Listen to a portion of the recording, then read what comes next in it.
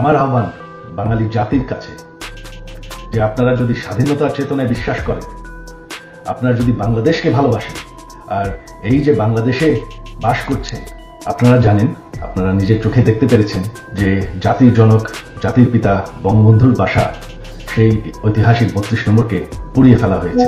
এই প্রটেস্টার তো বলবো না, এই মব জাতির পিতার বাসাকে পুড়িয়ে ফেলায়।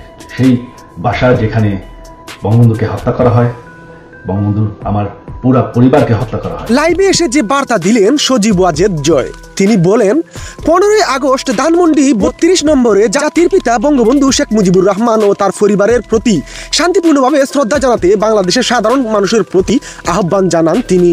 জাতির পিতার স্মৃতিকে বাংলাদেশ থেকে মুছে ফেলার যে ষড়যন্ত্র চলছে তা রুখে দিন। বঙ্গবন্ধু একটি দলীয় বিষয় না, বঙ্গবন্ধু হচ্ছেন জাতির পিতা। বঙ্গবন্ধু না থাকলে আজকে আমরা বাংলাদেশ হতাম না, আজকে আমরা পাকিস্তান হয়ে থাকতাম।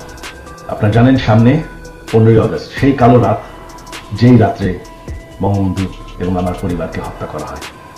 আমার আহ্বান বাঙালি জাতির কাছে যে আপনারা যদি স্বাধীনতার চেতনায় বিশ্বাস করেন, আপনারা যদি বাংলাদেশকে ভালোবাসেন, আর এই যে বাংলাদেশে বাস করছেন, এটাকে মেনে নেন যে বঙ্গবন্ধু আপনাদেরকে স্বাধীনতা দিয়েছে, আমাদেরকে স্বাধীনতা দিয়েছে।